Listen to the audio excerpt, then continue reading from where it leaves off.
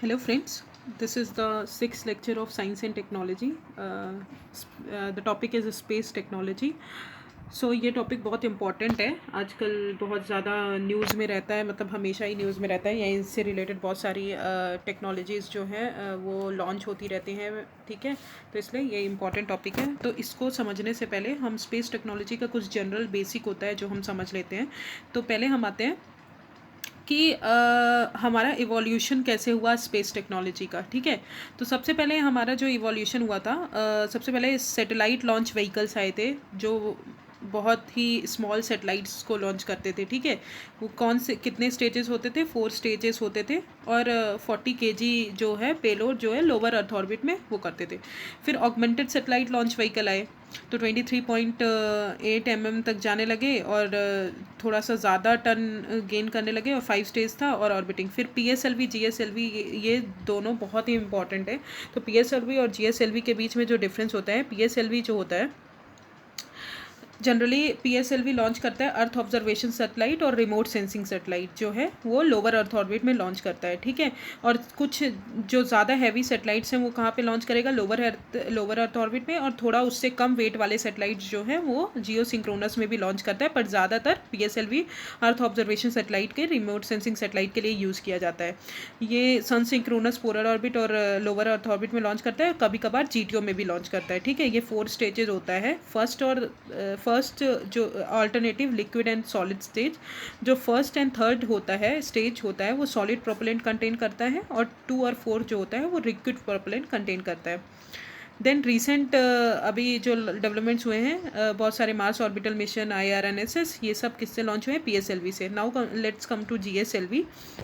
GSLV जो use होते हैं वो कम्युनिकेशन सैटेलाइट के लिए जनरली यूज़ होते हैं, ठीक है। जितने भी कम्युनिकेशन सैटेलाइट्स होते हैं हम वो GSLV से लॉन्च करते हैं, ठीक है। जो हायर एल्टीट्यूड 3600 किलोमीटर तक लॉन्च करते हैं, और ज़्यादा ठीक है 3600 किलोमीटर वो तक ज़्यादा वेट वाले हम लोअर अर्थ ऑर्बिट में लॉन्च करते हैं, और कम वेट वाले ऊपर लॉन्च करते हैं, ठीक है। इनिशियली GTO में लॉन्च करता है। GTO जो होता है इलिप्टिकल ऑर्बिट होता है, जिससे हम इलिप्टिकल ऑर्बिट में जब हमारा सैटेलाइट घूमता है वो हमको थ्रस्ट प्रोवाइड करता है कि हम सर्कुलर ऑर्बिट में जियो सिंक्रोनस अर्थ ऑर्बिट में जाएं, ठीक है। ये 3 स्टेज रॉकेट होते हैं। फर्स्ट स्टेज सॉलिड होता है, सेकंड स्टेज लिक्विड होता है, एंड थर्ड स्टेज क्रायोजेनिक होता है। GSLV Mark 2 जो होता है इंडिजीनियसली क्रायोजेनिक अपर स्टेज है, ठीक है।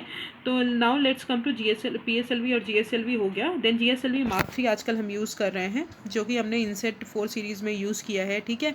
तो ये भी 630 टन तक वेट ले जा सकता है, ठीक है। कैपेबिलिटी क्या है, placing communication satellite weighing up to this and intermediate circular. Now let's come to orbit, okay. तो first I will tell you how कितने डिस्टेंस तक अर्थ का कैसे रेडियस बढ़ता है, वेलोसिटी बढ़ती है। तो let's come to this diagram which I make here. तो let's say this is earth का जो है 160 किलोमीटर तक कोई भी सैटेलाइट लॉन्च नहीं होता, क्योंकि 160 किलोमीटर तक जब भी कोई सैटेलाइट लॉन्च होगा तो वो ग्रेविटेशनल पुल जो है अर्थ का वो पुश कर लेगा और सैटेलाइट नीचे गिर जाएगा। तो 160 किलोमीटर के बाद जो डिस्टेंस होता है 160 किलोमीटर से 2000 किलोमीटर तक, वहाँ पे उसको हम बोलते हैं लोअर अर्थ ऑर्बिट। उसको हम क्या बोलते हैं, लोअर अर्थ ऑर्बिट। और लोअर अर्थ ऑर्बिट का ही पार्ट होता है सन सिंक्रोनस पोलर ऑर्बिट। 2000 किलोमीटर तक लोअर अर्थ ऑर्बिट होते हैं, ठीक है। अब देखो अर्थ का रेडियस से वो कितना दूर है, 2000 किलोमीटर तक दूर है, ठीक है। तो अर्थ का रेडियस से कम दूर है, तो आपने पढ़ा होगा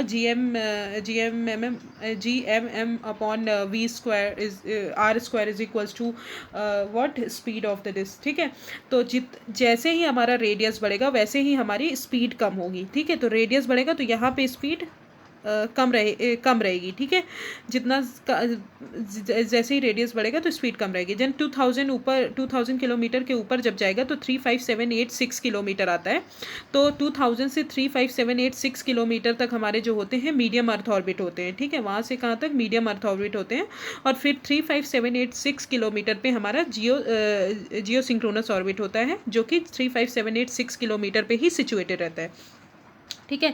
तो अगर हम लोअर अर्थ ऑर्बिट में देखें तो एक रिवॉल्यूशन कंप्लीट करने के लिए सैटेलाइट को कितने घंटे लगेंगे, 2 घंटे लगेंगे, ठीक है, 2 घंटे लगेंगे, एज इन 2 या 3 घंटे, ठीक है।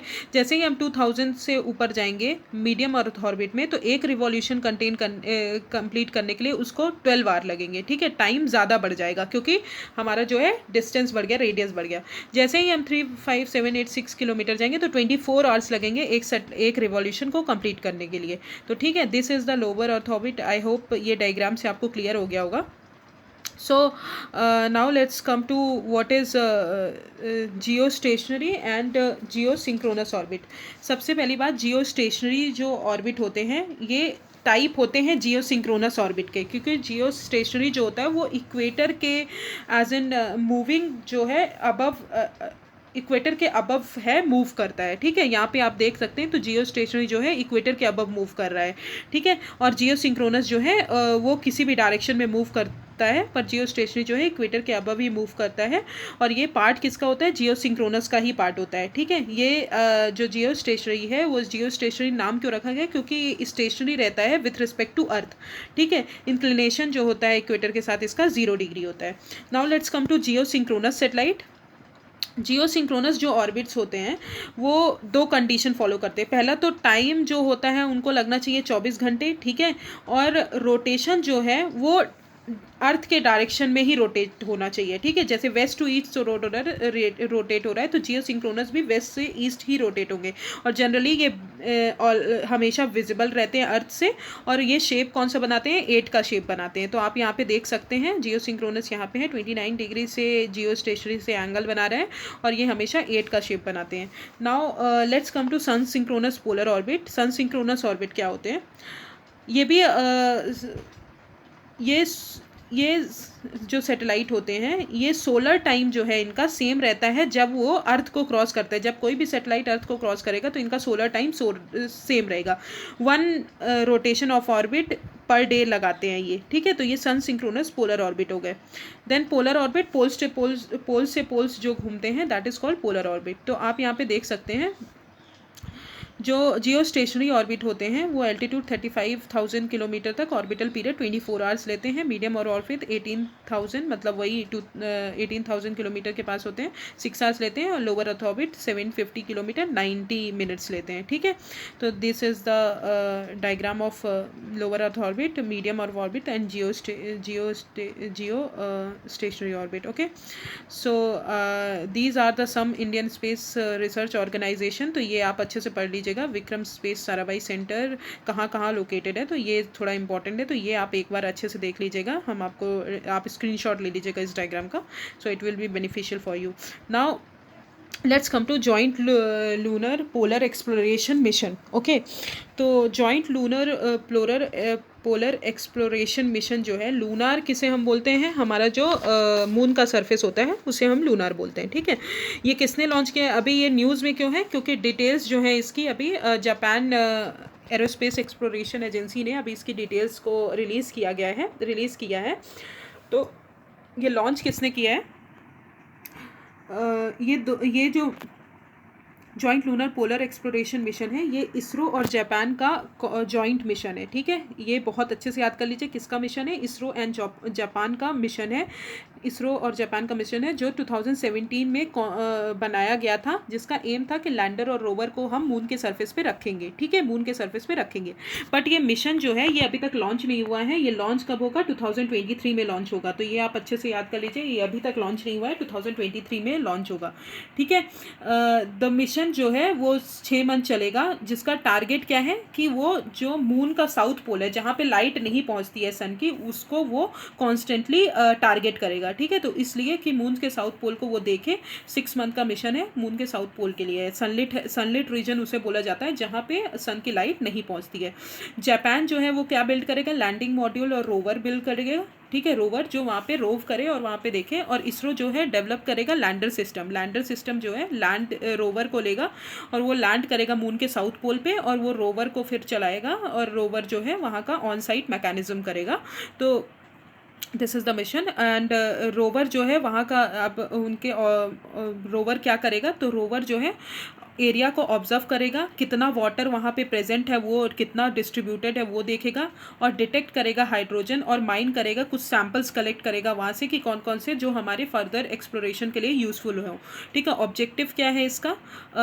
जनरली ये क्वांटिटी ऑफ वाटर जितना भी है लूनर सरफेस पे वो डेटा प्रोवाइड करेगा कितना क्वांटिटी प्रेजेंट है। ठीक है, और distribution, condition, forms and other parameters of lunar water. ठीक है, कैसा डिस्ट्रीब्यूशन है, कैसी कंडीशन है, क्या है वाटर का कंडीशन, सलाइन है, ब्रैकिश है और फ्रेश वाटर है, तो ये सब चीज़ें बताएगा।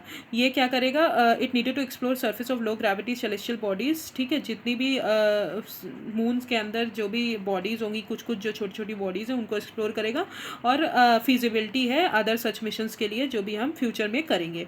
ठीक है, तो generally what are the details of the mission? Obviously मैंने बताया कि 2023 के बाद लॉन्च होगा ये, और launch vehicle S3 rocket use करेगा।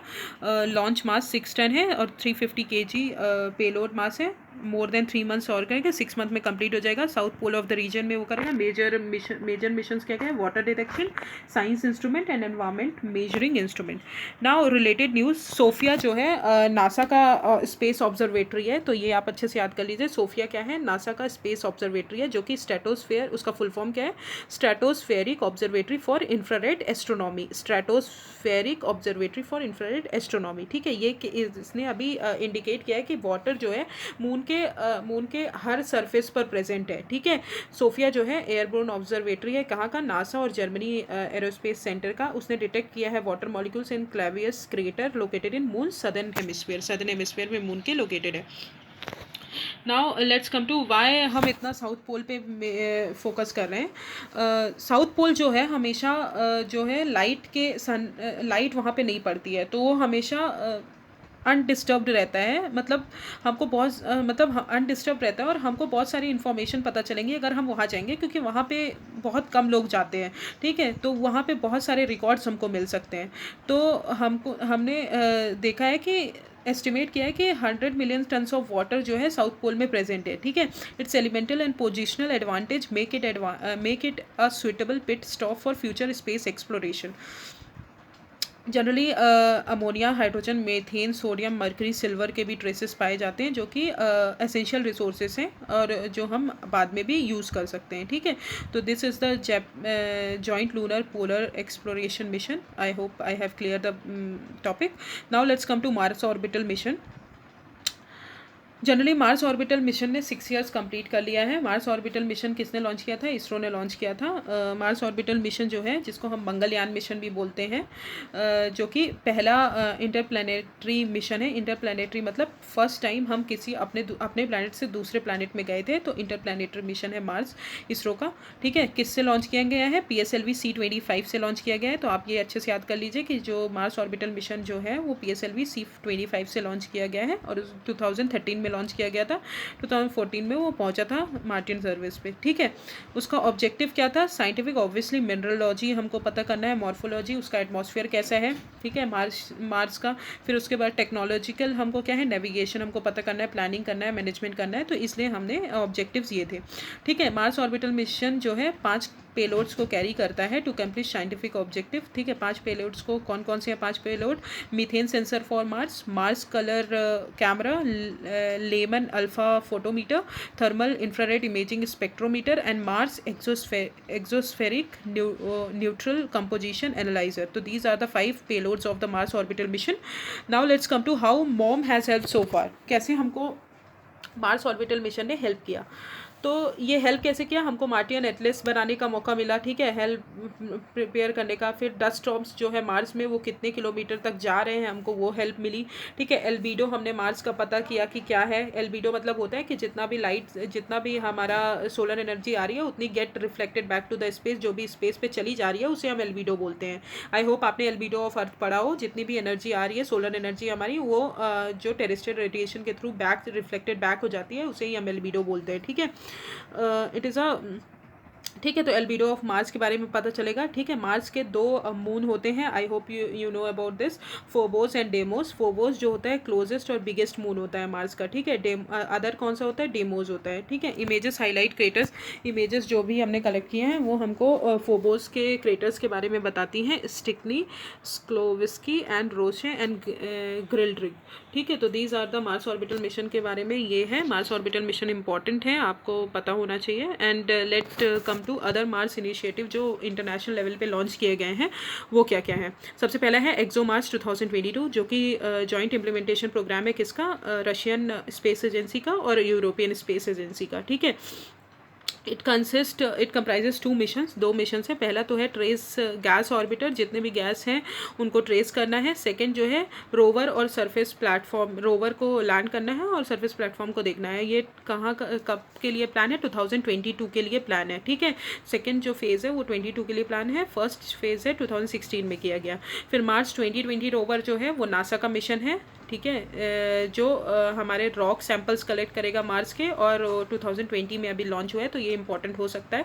तो मार्च 2020 रोवर जो है नासा का प्रोग्राम है। होप और अमल मिशन जो है वो यूएई का प्रोग्राम है ये मार्स मिशन के लिए। और ये जो है पहली अरब कंट्रीज़ में से, अरब वर्ल्ड्स ने, ये अरब कंट्रीज़ का जो है वो पहला मार्स मिशन है। ठीक है, फिर टाइमवेन-1 जो है चाइना का पहला मार्स एक्सप्लोरेशन मिशन है जो 2020 में लॉन्च हुआ है। ठीक है, तो this is the Mars orbital mission. Now let's come to the Chandrayaan 2। आपने देखा था पिछले साल जब चंद्रयान 2 लॉन्च किया गया था, तो बहुत ज़्यादा न्यूज़ में था। तो आई होप आप लोग कुछ चीज़ें जानते होंगे इसके बारे में, और अगर नहीं जानते तो आई विल कवर दैट। सो चंद्रयान 2 जो मिशन था उसने 1 ईयर कंप्लीट कर लिया है। ओके, चंद्रयान 2 जो था वो कम्प्लीटली इंडिजीनियस मिशन था। ठीक है, मैं इसको कवर करने से पहले चंद्रयान 1 कवर कर देती हूँ। ठीक है, चंद्रयान 1 जो था वो 2008 में लॉन्च हुआ था। ठीक है, बहुत सारे इंस्ट्रूमेंट कैरी गए थे और कम्प्लीटली इंडिजीनियस मिशन नहीं था। इसमें बहुत सारे कंट्रीज़ जो थे वो भी इन्वॉल्व थी, जिन्होंने हमको टेक्नोलॉजिकल सपोर्ट प्रोवाइड किया था। तो इंडिजीनियस मिशन नहीं था पूरी तरह। चंद्रयान 1 का एम क्या था कि वो जो लूनर सरफेस है, जो भी मून है, उसकी पूरी मिनरल हमको और केमिकल कंपोजिशन बताना कि कैसे मिनरल डिस्ट्रीब्यूट है वहाँ पे, कैसे केमिकल एलिमेंट्स हैं, किस टाइप के हैं, सेम है अर्थ की तरह कि नहीं है। तो ये सब हमको बताना है। ये चंद्रयान 1 का मिशन था। ठीक है, की फाइंडिंग्स उन्होंने क्या की, उन्होंने वाटर डिटेक्ट किया कि वाटर है मून सरफेस पे। ठीक है, वाटर वेपर प्रेजेंट है। ठीक है, ocean magma hypothesis detected X-ray signals, और presence of magnesium, aluminium, silicon, calcium और लूनार सरफेस। ठीक है, तो ये सब प्रेजेंट थे। तो दिस आर द चंद्रयान 1 का जो फाइंडिंग्स थे। Now let's come to Chandrayaan 2। Chandrayaan 2 जो था वो कम्प्लीटली इंडिजीनियस मिशन था। ठीक है, it is India's second lunar exploration mission which following basic components. सबसे पहला था ऑर्बिटर। ठीक है, उसके 3 बेसिक कंपोनेंट्स हैं, orbiter, lander and rover. Orbiter क्या था, वो ऑब्जर्व करेगा लूनर सरफेस को। ठीक है, और कम्युनिकेशन किसके बीच में प्रोवाइड करेगा, चंद्रयान 2 और अर्थ के बीच में कम्युनिकेशन जो भी होगी वो प्रोवाइड करेगा। लैंडर का नाम था विक्रम, जो कि फर्स्ट लैंडिंग करेगा, soft landing on the moon's lunar surface. ठीक है, और रोवर जो था उसका नाम था प्रज्ञान, जो कि 6 व्हील्ड व्हीकल था, जो कि लैंडर जब लैंड करेगा तो रोवर वहाँ से निकलेगा और वो लूनर सरफेस पे मूव करेगा और on site chemical analysis perform करेगा। ठीक है, तो ये तीन चीज़ें थी जो उसमें थी। और लॉन्चर हमने किससे लॉन्च किया है, GSLV Mark 3 M1 से लॉन्च किया है। ठीक है, तो geosynchronous satellite launch vehicle GSLV Mark 3 M1 से लॉन्च किया है। ठीक है, तो what are the notable features of Chandrayaan 2 मिशन। तो फीचर्स हमारे हैं, जो है फर्स्ट मिशन है इंडिया का जो सॉफ्ट लैंडिंग करेगा मून्स के साउथ पोल पे। दूसरा था कि फर्स्ट एक्सपेडिशन है जो होम ग्रोन टेक्नोलॉजी से हमने यूज़ किया है, मतलब पूरी तरह इंडिजिनियसली बिल्ड किया है। और इंडिया जो है 4th कंट्री है after the US, USSR and China के बाद जो सॉफ्ट लैंडिंग करेगी मून पे। ठीक है। और प्राइमरी ऑब्जेक्टिव इसका क्या था कि सॉफ्ट लैंड करना है लूनर सरफेस पे, और हमको टेक्नोलॉजी का एडवांसमेंट बढ़ाना है कि हमारी टेक्नोलॉजी एडवांस हो जाए, और ग्लोबल अलायंस को प्रमोट करना है। साइंटिफिक ऑब्जेक्टिव क्या थे कि लिंक करना है अर्थ की हिस्ट्री के बारे में बताएगा, ठीक है। वाटर मॉलिक्यूल्स जो भी प्रेजेंट है चंद्रयान 1 में, जो एविडेंस मिले थे उसको फर्दर स्टडीज़ को बढ़ाएगा, और बहुत सारे रॉक के टाइप्स को बताएगा, और उनके केमिकल कंपोजिशन को बताएगा। जो भी चंद्रयान 1 मिशन में कुछ कुछ चीज़ें रह गई थी वो ये सब करेगा, ठीक है। तो देयर आर मिशन पेलोड्स जो भी हैं, ये आपको रिमेंबर करने की ज़रूरत नहीं है, it is not necessary, but एक बार आप रीड आउट ज़रूर कर लीजिएगा। तो these are the orbital payloads कौन कौन से, विक्रम पेलोड्स कौन से, प्रज्ञान पेलोड्स कौन से। अभी क्या है, प्रधान पोर्टल स्टेब्लिश किया गया है। किसने स्टेब्लिश किया है? Indian space science data centre, जो कि इसरो का ही एक पार्ट है। इसने डेटा रिलीज़ किया है चंद्रयान 2 के बारे में। तो जनरली क्वेश्चन आ सकता है कि प्रधान portal is related to what. तो चंद्रयान 2 का जो भी डेटा है वो इसने अभी रिलीज़ किया है, ठीक है। रीसेंट न्यूज़ क्या है कि इमेजेस जो हैं चंद्रयान 1 ने अभी सेंड की है अर्थ एटमॉस्फेयर में मून की, ठीक है।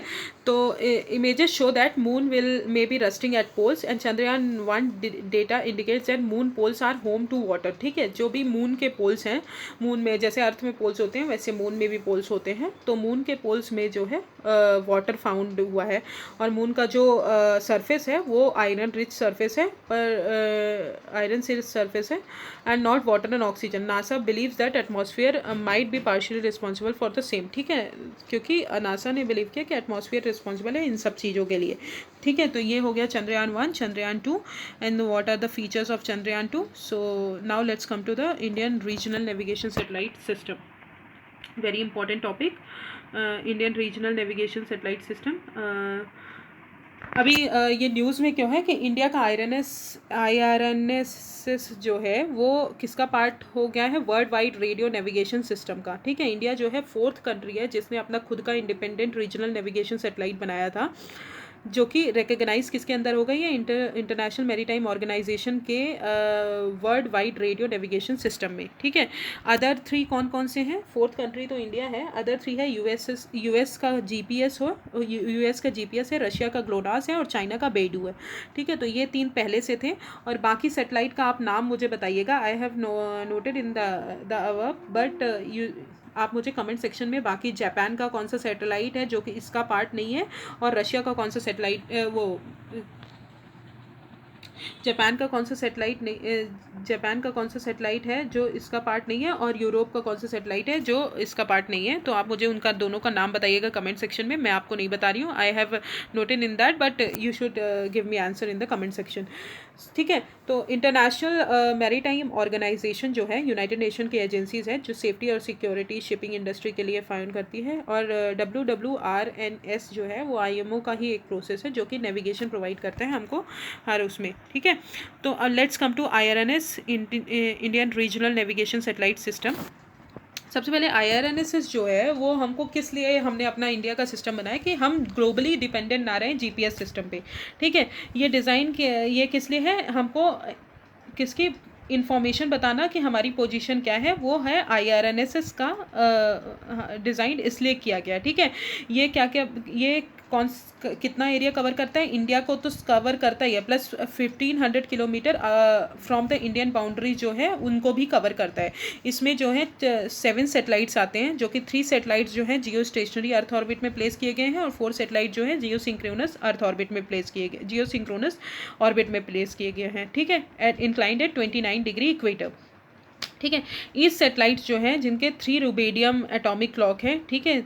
ईस्ट सेट के 3 रुबीडियम एटॉमिक क्लॉक है which provide accurate locational data, ठीक है। तो इसरो जो है इसलिए डेवलप किया कि यहाँ पे देखिए लिखा है to cut down the India's dependency on foreign navigation satellite, ठीक है। अब ये IRNS जो है जो सैटेलाइट्स हैं वो हमेशा विजिबल रहेंगे इंडियन रीजन से। तो satellite is always visible in the Indian reason. तो ये मैंने नोट कर दिया है, फिर अब ये आपको बेनिफिशियल होगा। तो IRNS जो है वो सारे सैटेलाइट्स जो भी लॉन्च किए हैं जियो सिंक्रोनस और उसमें, वो सब विजिबल रहेंगे, ठीक है। तो IRNS जो है वो कौन से व्हीकल से लॉन्च किया है? PSLV व्हीकल से लॉन्च किया गया है, और GTO में लॉन्च किया गया है। वेट कितना है? 1450 किलोग्राम है, ठीक है। It will provide two types of services, standard positioning services, मतलब सब यूज़र्स के लिए जो भी ज़रूरी होता है, जितने भी यूज़र्स हैं जैसे हम लोग हैं, हम लोगों का पोजिशनिंग सर्विसेज बताएगा। और रिस्ट्रिक्टिंग सर्विसेज किसको बताएगा, जो मिलिट्री के लिए यूज़फुल हो, सिक्योरिटी एजेंसीज के लिए यूज़फुल हो, तो रिस्ट्रिक्टेड सर्विसेज भी बताएगा। एप्लीकेशंस क्या क्या है IRNSS के, जनरली एप्लीकेशंस पूछा जाता है यूपीएससी में, तो आप अच्छे से पढ़ लीजिए इसको। Terrestrial area, marine navigation, disaster management, ठीक है, एग्रीकल्चर के लिए, व्हीकल ट्रैकिंग के लिए, मैपिंग के लिए, टेरेस्ट्रियल नेविगेशन के लिए, मिलिट्री के लिए, सिक्योरिटी के लिए, हम सभी चीज़ों के लिए यूज़ कर सकते हैं, ठीक है। नाउ अगर हम इसका पार्ट बन जाएंगे तो हमको बेनिफिट क्या होगा आईएमओ का, ठीक है। तो हमारी जो मर्चेंट वेजल्स हैं वो IRNSS सिस्टम यूज़ करेंगी पोजीशन इन्फॉर्म करने के लिए, ठीक है, और हम जीपीएस पे कम डिपेंडेंट रहेंगे। और तो जीपीएस जो है अमेरिका ने लॉन्च किया है, यूएस ने, इसमें 24 सेटेलाइट होते हैं in the orbit. The number of satellite जो है ग्राउंड जो नंबर ऑफ सेटेलाइट जो है वो लिमिटेड विजिबल होते हैं ग्राउंड से, ठीक है। हमारे जो सेटेलाइट हैं, हमारा जो IRNSS ने लॉन्च किया है उसमें सारे सेटेलाइट्स हमको विजिबल रहेंगे, बट इसमें लिमिटेड सेटेलाइट हमको विजिबल रहेंगे, ठीक है। तो ये हो गया हमारा IRNSS, Indian regional navigation satellite system, ठीक है। Now let's come to earth observation satellite. Earth observation satellite recently PSLV ने अपनी 51st फ्लाइट सक्सेसफुली लॉन्च किया अर्थ ऑब्जर्वेशन सेटेलाइट। जनरली हम देखते हैं अर्थ ऑब्जर्वेशन सेटेलाइट PSLV से लॉन्च किया जाता है। तो अर्थ ऑब्जर्वेशन सेटेलाइट जो है, हमेशा आप याद रखिए, जो भी ऑब्जर्व करेंगी अर्थ को, वो हमेशा हम नीचे लेवल पे प्लेस करेंगे, ठीक है। जैसे कि हमेशा लोअर अर्थ ऑर्बिट पे प्लेस करेंगे। तो ये जब भी आपसे क्वेश्चन रिलेटेड आए, ये आपके लिए एक ट्रिक है कि अर्थ जब भी हम ऑब्जर्व करते हैं किसी चीज़ को, तो हम हमेशा लोअर लेवल पे प्लेस करते हैं कि हम अच्छे से उसकी इमेजिंग ले सकें। तो लोअर अर्थ ऑर्बिट पे जो है अर्थ ऑब्जर्वेशन सेटेलाइट प्लेस्ड होंगे, ठीक है। एंड कम्युनिकेशन सेटेलाइट हमेशा हम कहाँ प्लेस करेंगे, ऑब्वियसली जियो स्टेशनरी ऑर्बिट पे और जियो सिंक्रोनस ऑर्बिट पे। तो ये आपके लिए एक ट्रिक है, तो आप इसको याद कर लीजिए। सो पोलर सेटेलाइट PSLV C49 अभी सक्सेसफुली लॉन्च किया है अर्थ observation satellite with 9 international customer satellite, ठीक है। कहाँ से, सतीश धवन स्पेस सेंटर से, श्रीहरिकोटा। कहाँ पे है, श्रीहरिकोटा में। जो 9 कस्टमर सेटेलाइट हैं वो कहाँ के हैं, लग्जमबर्ग के हैं, USA के हैं, और लुथेनिया के हैं, ठीक है। तो ये 3 कंट्रीज से हैं जो 9 कस्टमर सेटेलाइट हैं, ठीक है। अर्थ ऑब्जर्वेशन सेटेलाइट जो है ये क्या है, रडार इमेजिंग सेटेलाइट है। रडार इमेजिंग सेटेलाइट मतलब हमको एक क्लियर पिक्चर देता है। जितनी भी पिक्चर की हम अगर जूम करेंगे तो उस पिक्चर की क्वालिटी बहुत हाई होगी, और जो किसी भी चीज़ों से डैमेज नहीं होगा, ठीक है। तो it is another radar imaging satellite that जो है किसके साथ वर्क करेगा, जो रीसेट 2B है और रीसेट 2B R1 है, जो कि लास्ट ईयर में लॉन्च किए गए थे, ठीक है। It is operated in low earth orbit. जैसे कि अभी मैंने बताया, low earth orbit is relatively close to earth surface. It is nominated at an altitude less than 100,000 kilometre, but could be as low as 160 kilometre above the earth, ठीक है। 160 से लेकर हमने बताया था 2000 किलोमीटर तक लो अर्थ ऑर्बिट होते हैं, तो 1000 किलोमीटर तक आप वो हो सकते हैं, लेस देन 1000 किलोमीटर, ठीक है। तो ये लोअर अर्थ ऑर्बिट हो गए। नाउ अर्थ ऑब्जर्वेशन सेटेलाइट्स जो है, जनरली इसरो जो है यूज़ कर रहा है अर्थ ऑब्जर्वेशन सेटेलाइट के लिए डिफरेंट टाइप्स ऑफ नॉमेनक्लेचर्स, ठीक है। क्यों यूज़ कर रहे हैं कि हम डिफरेंट टाइप्स ऑफ नॉमेनक्लेचर, तो हम हर अर्थ का जो जो पार्ट है उसको भी अलग अलग हम डिफाइन कर सकें। तो फॉर एग्जाम्पल कार्टोसेट जो है हम लैंड ट्रोपोग्राफी और मैपिंग के लिए यूज़ कर रहे हैं। ओशियन सेट जो है हम सीज के लिए ऑब्जर्वेशन के लिए यूज़ कर रहे हैं। फिर इनसेट सीरीज़ हो गए, रिसोर्स सेट हो गए जो मिनरल्स वगैरह मेजर करेंगे, जी सेट्स हो गए, स्कैट सेट्स हो गए। These are all earth observation satellite जो कि स्पेसिफिक जॉब के लिए हमने यूज़ किया। अर्थ ऑब्जर्वेशन सेटेलाइट जो है सिंथेटिक अपार्चर रडार यूज़ किया है उन्होंने to produce high resolution images of the land. High resolution images जो HD इमेजेस होती हैं वो हमको मिले, ठीक है। जनरली एडवांटेज क्या होता है इनका कि ये अफेक्ट नहीं होते वेदर से, क्लाउड से, फॉग से, और सनलाइट भी नहीं रहेगी तब भी ये हमको सेम इमेजेस प्रोवाइड करेंगे जैसे वो प्रोवाइड करते थे।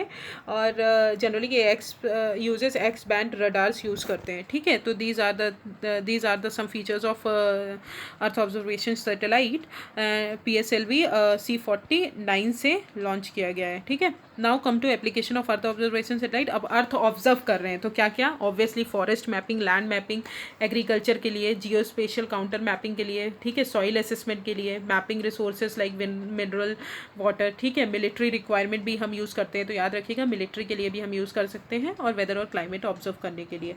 नाउ लेट्स कम टू, अभी जनरली हम देखते थे कि पीएसएलवी, जब भी पीएसएलवी के 4 स्टेज होते थे, तो 4 स्टेज में जब भी सेटेलाइट वो प्लेस कर देता था तो चौथा स्टेज जो है वो डिस्ट्रॉय हो जाता था, ठीक है, उसका कोई यूज़ नहीं करते थे हम, ठीक है, और वो एज एन डेब्रिस की तरह यूज़ होता था कि डेब्रिस है, ठीक है। बट अभी क्या है, पीएसएलवी हम डीएल वर्जन यूज़ कर रहे हैं।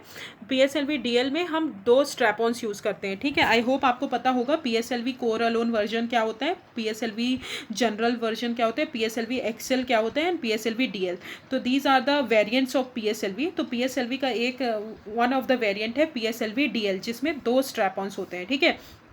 तो जनरली जो लास्ट स्टेज होता था वो डेब्रिस की तरह हो जाता था, हम उसको यूज़ नहीं करते थे। तो इसरो ने अभी प्लान किया है कि पीएसएलवी डीएल वर्जन यूज़ करेंगे, जिसमें 2 स्ट्रैप-ऑन्स होते हैं। जैसे ही वो 4th स्टेज सेपरेट होगा और सैटेलाइट को प्लेस करेगा, तो 4th स्टेज जो है हम एज एन वेस्ट की तरह ट्रीट नहीं करेंगे, और वो अपने ऑर्बिट में वो घूमेगा, जो कि हम सैटेलाइट के और एक्सपेरिमेंट्स परफॉर्म करने के लिए यूज़ करेंगे। तो ये है PSLV design for earth observation satellite 1 flown once before, ठीक है। तो this are the earth observation satellite PSLV C49 से लॉन्च किया गया है, okay. Radar imaging satellite synthetic image aperture radar lower earth orbit में लॉन्च किया गया है। Now comes to the other development related to India, space based remote sensing, ठीक है। अब हमको पता होना चाहिए कि रिमोट सेंसिंग होता क्या है, रिमोट सेंसिंग हम किस लिए यूज़ करते हैं, ठीक है।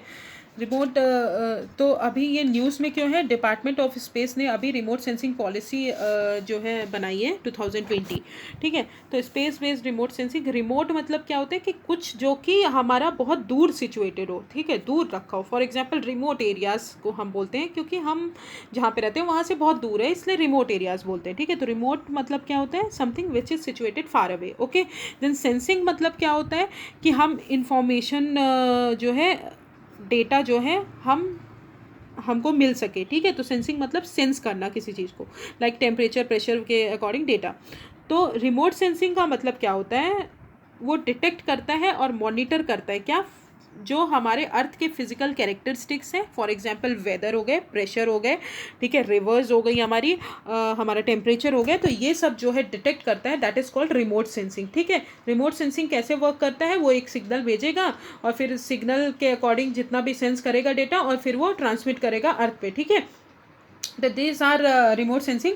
अब रिमोट सेंसिंग के examples, for examples camera on satellite and airplanes, ठीक है। सैटेलाइट और एयरप्लेन्स पे जो कैमरा लगे रहते हैं वो लार्ज एरिया को कवर करते हैं और अर्थ की सरफेस को हमको इमेजेस प्रोवाइड करते हैं। जैसे सोनार हो गया, ठीक है, सोनार जो है शिप्स पे लगा रहता है, वो भेजता है साउंड वेव्स भेजता है, जिसके कारण हम ओशियन फ्लोर को मैप करते हैं। अगर साउंड वेव्स मतलब जैसे वहाँ पे अगर कोई पत्थर होगा तो वो जल्दी रिफ्लेक्ट हो जाएगा, और अगर वहाँ पे कोई पत्थर नहीं होगा नीचे ओशियंस में तो वो देर में रिफ्लेक्ट होगा। तो हम उससे पता करते हैं कि जो हमारा जो ओशियन सरफेस है उसमें कितने मिनरल्स हैं, कितना जो है टेरेस्ट्रियल प्लांट्स हैं, तो इससे हम सोनार वेव से पता करते हैं।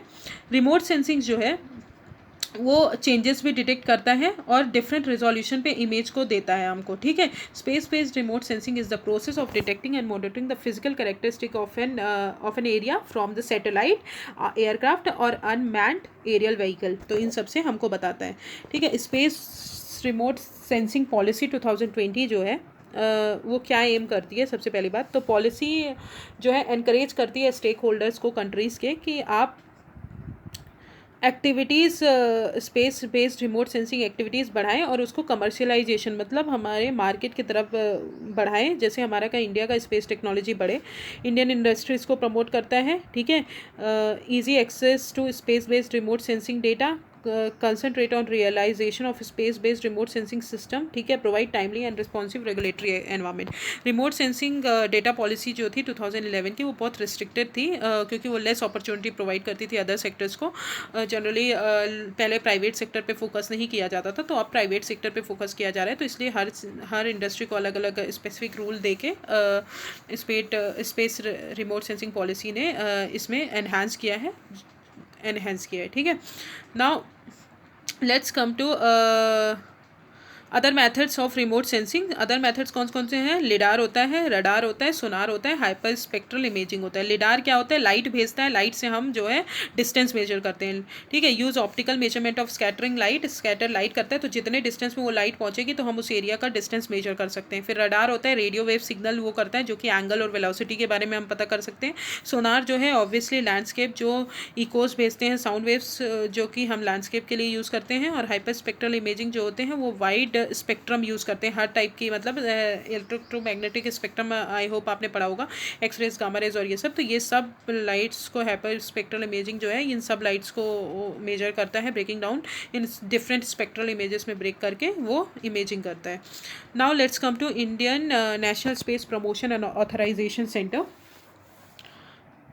रिसेंटली इन स्पेस अभी गवर्नमेंट ने क्रिएट किया है कि प्राइवेट सेक्टर को बूस्ट कर सके, कि वो पार्टिसिपेट कर सके पूरी एंटायर स्पेस एक्टिविटी से। As government is focusing on privatization, तो गवर्नमेंट चाह रही है कि हर सेक्टर में हम प्राइवेट सेक्टर को इंक्लूड करें। बेनिफिट क्या होगा कि प्राइवेट सेक्टर जो है हमको जो चीज़ें प्रोवाइड करेगी वो बहुत ही टेक्नोलॉजिकल लेवल पे, बहुत हाई टेक्नोलॉजी लेवल पे प्रोवाइड करेगी, जो कि अभी पब्लिक सेक्टर उतना नहीं प्रोवाइड कर पाती है, ठीक है। तो इन स्पेस क्या है? It is a new entity department of space के अंदर है, जिसका खुद का चेयरमैन होगा और खुद का बोर्ड होगा, ठीक है। ये क्या करेगा? जो भी रूटीन सेटेलाइट है उनको बिल्ड करेगा और उनको रेगुलेट करेगा, कमर्शियल सेटेलाइट को। इसका खुद का डायरेक्टरेट होगा, ठीक है, फॉर टेक्निकल लीगल सेफ्टी। और ये इसरो और प्राइवेट सेक्टर के बीच में एज एन इंटरफेस प्रोवाइड करेगा, एज एन इंटरमीडिएट की तरह एक्ट करेगा, ठीक है। बट ऑटोनोमसली और पैरेलल इसरो के साथ वर्क करेगा। इसरो जो है वो मेन बॉडी तो रहेगी, basic body for her missions के लिए, बट इस इन स्पेस जो है वो गैप फिल करेगा जो भी इसरो नहीं कर पाए, जो भी कुछ जो प्राइवेट पार्टीज और इसरो के बीच में इंटरमीडिएट का काम है वो इन स्पेस करेगा, ठीक है। It is the second space organization है जो लास्ट 2 ईयर में क्रिएट की गई है गवर्नमेंट के द्वारा। तो फर्स्ट वन थी न्यू स्पेस इंडिया लिमिटेड थी, ठीक है। तो फर्स्ट वन थी न्यू स्पेस इंडिया लिमिटेड। अब देखते हैं कि न्यू स्पेस इंडिया लिमिटेड क्या है। 2019 में बनाया गया था, डिपार्टमेंट ऑफ स्पेस के अंदर ही आती थी, जो कि एडमिनिस्ट्रेटिव हेड था, ठीक है। ये क्या करती थी? इसरो और प्राइवेट सेक्टर के भी गैप फिल करती थी, transfer ISRO technologies to the industry obviously, ठीक है। और ये wholly owned by government of India थी, कंपनी थी। और एंट्रिक्स को रिप्लेस नहीं करती थी, जो कि प्राइवेट लिमिटेड कंपनी है जो गवर्नमेंट ऑफ इंडिया ने क्रिएट की थी 1992 में, मार्केटिंग ऑफ इसरो है। तो एंट्रिक्स जो थी, एंट्रिक्स को जो है आप ये अच्छे से याद कर लीजिए, मिनी रत्न स्टेटस मिला है, ठीक है। एंट्रिक्स को जो है मिनी रत्न स्टेटस मिला है, मिनी रत्ना कंपनी में आती है एंट्रिक्स। अब न्यू स्पेस इंडिया लिमिटेड जो है वो 2 टाइप के सैटेलाइट का मैन्युफैक्चर और प्रोडक्शन करेगी। कौन कौन से? SSLV और PSLV, okay, small satellite launch vehicle and PSLV। तो ये आप अच्छे से याद कर लीजिए, 2 सैटेलाइट, नॉट GSLV के लिए नहीं है वो, SSLV और PSLV का मैन्युफैक्चरिंग करेगी, ठीक है। तो this is the Indian national space promotion authorization centre. अब आते हैं India's first in orbit space debris monitoring and tracking system. अभी स्पेस डेब्रिस जो होता है वो स्पेस डेब्रिस जो होता है, हमने अभी बताया कि PSLV DL वर्जन हम यूज़ कर रहे हैं कि हमारा जो लास्ट स्टेज है सेटेलाइट का वो यूज़फुल हो जाए। बहुत सारी जब भी हम सेटेलाइट भेजते तो उसमें बहुत सारे चीज़ें भी जैसे मैन मिशन हमने भेजा तो उसमें बहुत सारी चीज़ें जो जाती हैं जो मैन के लिए यूज़फुल होती हैं, और जनरली अगर वो सब चीज़ें पैकेज वगैरह होते हैं वो स्पेस डेब्रिस की तरह, सेटेलाइट के जो भी पार्ट्स होते हैं वो स्पेस डेब्रिस की तरह एक्ट करते हैं, ठीक है। तो स्पेस डेब्रिस जो होते हैं वो 2 टाइप के होते हैं, नेचुरल भी होते हैं और आर्टिफिशियल भी होते हैं, आर्टिफिशियल पार्टिकल्स भी होते हैं। नेचुरल कौन कौन से होते हैं? मेट्रॉइड होते हैं। आर्टिफिशियल पार्टिकल्स जो होते हैं वो मैन मेड पार्टिकल्स होते हैं, ठीक है। मेट्रॉइड्स जो हैं ऑर्बिट किसको करते हैं? सन को करते हैं। और आर्टिफिशियल जो डेब्रिस होते हैं वो अर्थ को ऑर्बिट करते हैं, और जो आर्टिफिशियल डेब्रिस होते हैं उसी को हम बोलते हैं ऑर्बिटल डेब्रिस, ठीक है, जो हम क्रिएट करते हैं। तो there are more than 20,000 pieces of debris orbiting the earth travelling at a speed, ठीक है। इतनी स्पीड पे ट्रैवल करते हैं जो डैमेज करते हैं हमारे सेटेलाइट और स्पेसक्राफ्ट को, ठीक है। कोई भी इंटरनेशनल लॉ नहीं है अभी तक जो डेब्रिस को क्लीन कर सके इन लोअर अर्थ ऑर्बिट, ठीक है। कोई भी इंटरनेशनल लॉ नहीं है जो डेब्रिस को क्लीन कर सके। तो अभी रिसेंटली ये न्यूज़ में क्यों है, डिगांत्रा जो है इंडिया की first air space surveillance company है जिसने डेवलप किया है India's first in orbit space debris monitoring and tracking system, ठीक है। तो इस सिस्टम हमको क्या प्रोवाइड करेगा? ये अर्थ को कवर करेगा, ठीक है, बहुत सारे नैनो सैटेलाइट्स को लोअर अर्थ ऑर्बिट में प्लेस करेगा और जितना भी स्पेस बेस्ड सर्विलेंस है वो सब ट्रैक करेगा for accurate tracking of both aircraft and space object. ठीक है, सबको ट्रैक करेगा। कैसे वर्क करेगा, इस जो टीम ने डेवलप किया है ऑर्बिटल स्पेस डेब्रिस मॉनिटर, वो जो क्या यूज़ करेगा, लिडार सिस्टम यूज़ करेगा। लिडार अभी हमने बताया light detection and ranging technology, जो कि क्या करेगा, डेब्रिस को जो भी 5 से कम 5 सेंटीमीटर से कम के डेब्रिस हैं उनको वो डिटेक्ट करेगा और मैप करेगा। लिडार जो है क्या होता है, रिमोट सेंसिंग टेक्नोलॉजी होता है जो लाइट यूज़ करता है फॉर द मेजरिंग डिस्टेंस और टारगेट। ठीक है, लिडार के जो इंस्ट्रूमेंट है वो कौन कौन से होते हैं, laser, scanner and specialized GPS receiver. ठीक है, so I have completed the other space technologies. Now let's come to the miscellaneous part. CMS-1, CMS का मतलब होता है कम्युनिकेशन सैटेलाइट। ठीक है, इसरो ने अभी रिसेंटली में लॉन्च किया है, extended C band technology frequency में लॉन्च किया है, और ये इंडिया के मेन लैंड को कवर करेगा, अंडमान एंड निकोबार कवर करेगा और लक्षद्वीप आइलैंड कवर करेगा। ठीक है, it is a new series of communication satellite by India after GSAT और इनसेट सीरीज़ के बाद ये इसने न्यू सीरीज़ लॉन्च किया है CMS। ठीक है, तो कवर करेगा, ऑब्वियसली कम्युनिकेशन सैटेलाइट है तो हमको कम्युनिकेशन से रिलेटेड सारी एप्लीकेशंस जो आती हैं वो CMS-01 के अंदर आ जाएंगी। Now let's come to AstroSat. AstroSat जो है हमारा ऑब्जर्वेटरी है। ठीक है, जो first dedicated multi wavelength observatory है। ठीक है, मल्टी वेवलेंथ मतलब हर वेवलेंथ कवर करता है। ठीक है, for example universe in optical, UV, low, high energy, x rays region, electromagnetic spectrum में जितनी भी आती है उन सब को उस सब रेंज की वेवलेंथ को स्पेस ऑब्जर्वेटरी है जो कि मेजर करता है। ठीक है, साइंटिस्ट ने अभी डिस्कवर किया है one of the earliest galaxies using India's AstroSat. India's का एस्ट्रोसैट यूज़ करके साइंटिस्ट ने डेवलप किया है गैलेक्सी। ठीक है, AstroSat ultraviolet imaging telescope spotted real ultraviolet bright stars in a massive intruding cosmic dinosaur in the milky way. Okay, which is name क्या है, globular cluster NGC2808। तो नाम आपको पता होना चाहिए, तो नाम आप याद कर लीजिए। इट कहाँ पे लॉन्च हुआ है, 650 किलोमीटर नियर इक्वेटोरियल ऑर्बिट पे लॉन्च हुआ है। Now comes to the Himalayan Chandra telescope. Himalayan Chandra telescope क्या है, सबसे पहली बात इंफ्रारेड टेलीस्कोप है। ठीक है, ऑप्टिकल इंफ्रारेड टेलीस्कोप है जो सोलर सिस्टम को स्टडी करेगा और स्टार जो फॉर्म हो रहे हैं एक्सटर्नल गैलेक्सीज में उनको स्टडी करेगा। कहाँ पे सिचुएटेड इंस्टॉल किया गया है, लद्दाख में इंस्टॉल किया गया है जहाँ पे इंडियन एस्ट्रोनॉमिकल ऑब्जर्वेटरी इंस्टॉल्ड है। ठीक है, ये रिमोटली कौन ऑपरेट करेगा, centre for research and education in science and technology operate करेगा। ठीक है, ये नेम्ड किसके उस पर रखा गया है नाम, जो नोबल जो हमारे सुब्रमण्यम चंद्रशेखर थे उनके नाम पे हिमालयन चंद्र टेलीस्कोप रखा गया है। ठीक है, तो आई होप आपको पता होगा इनके बारे में, but he is the first scientist जो थे जिन्होंने फिजिक्स और एस्ट्रोनॉमी को एक साथ ला के रखा था।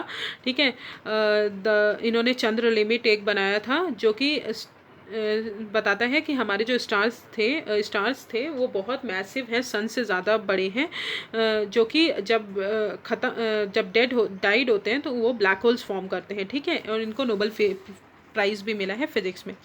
इंडिया का सेकेंड रॉकेट लॉन्च पैड जो खुला है तमिलनाडु में खुला है। ठीक है, तमिलनाडु में खुला है टूटीकोरिन। अभी पहले उसका नाम टूटीकोरिन था, अभी टूटीकुडी है। ठीक है, तो तमिलनाडु में खुला है। द प्रोजेक्ट जो है वो एक्सक्लूसिवली किसके लिए है, स्मॉल सेटेलाइट लॉन्च व्हीकल के लिए है, नॉट GSLV नॉट PSLV। याद रखिए, यहाँ से सिर्फ स्मॉल सेटेलाइट लॉन्च व्हीकल होंगे, और GSLV PSLV कहाँ से होते हैं, आंध्र प्रदेश के श्रीहरिकोटा से लॉन्च होते हैं। ठीक है, 2 लॉन्च पैड का। वाई इट चूजन, क्योंकि जोग्राफिकल लोकेशन के कारण। जब भी हम PSLV लॉन्च करते थे श्रीहरिकोटा से, तो हम उसमें एक डॉगलेग मैन्यूवर होता था, मतलब हम जो है सैटेलाइट को डेविएट करते थे स्ट्रेट पाथ से ताकि वो श्रीलंका पे फ्लाई ना हो और उसके जो डेब्रिस हैं वो श्रीलंका पे ना गिरे, एज एन कहाँ पे गिरे, बे ऑफ बंगाल में। तो अगर हम यहाँ से अगर रॉकेट स्टार्ट करें टूटीकोरिन से, तो वहाँ पे क्या होगा, जो रॉकेट लॉन्च होगा वो उसके लिए मैन्यूवर की ज़रूरत नहीं है, उसको हमको स्ट्रेट पाथ पे नहीं करना पड़ेगा, वो खुद ही क्योंकि वहाँ पे कोई लैंड मास नहीं होता और साउथवर्ड डायरेक्शन में फ्लो होगा, तो ये पेलोड कैपेसिटी इंप्रूव करेगा। ठीक है, सबसे पहले critical infrastructure, proximity to critical infrastructure, obviously it is located 770 to 100 kilometre from ISRO liquid propulsion system, तो वहाँ से हमको सारी चीज़ें मिल जाएंगी, ठीक है। और तीसरा क्या है, अर्थ के इक्वेटर से प्रॉक्सिमिटी है। क्या होता है, अर्थ जो है वेस्ट टू ईस्ट मूव करता है, तो अर्थ के इक्वेटर पे हम इसलिए सैटेलाइट को प्लेस करते हैं ईस्टर्न कोस्ट पे कि अर्थ का जो स्पीड है वो रॉकेट को बूस्ट करे, वो रॉकेट की स्पीड जो है बढ़ा दे, जिसके कारण जो है स्ट्रेंथ मिले रॉकेट को, ठीक है। तो earth rotation provides a speed boost to rocket launched and strength of the boost is higher closer to the earth equator, ठीक है। अर्थ के इक्वेटर के पास सबसे ज़्यादा स्पीड रहती है, इसलिए वहाँ से हम लॉन्च करते हैं। और अगर फेल हो रहा है रॉकेट, तो जो डेब्रिस है वो बे ऑफ बंगाल में गिरे, ना कि लैंड में गिरे, तो इसलिए हमने तमिलनाडु में ये एक सेकंड रॉकेट लॉन्च पैड बनाया है, ठीक है। तो 3 है, ज्योग्राफिकल लोकेशन क्योंकि मैन्यूवर नहीं होगा, दूसरा क्रिटिकल इंफ्रास्ट्रक्चर के लिए प्रॉक्सिमिटी होगी, ठीक है, अर्थ के इक्वेटर के पास रहेगा, और डेब्रिस जो है वहाँ पे नहीं गिरेगा मेन लैंड पे, तो इसलिए हमने ये चूज़ किया है, ठीक है। और ये किसके लिए है, सिर्फ SSLV के लिए है, और बाकी 2 के लिए श्रीहरिकोटा आंध्र प्रदेश है। Now let's come to lithium in stars.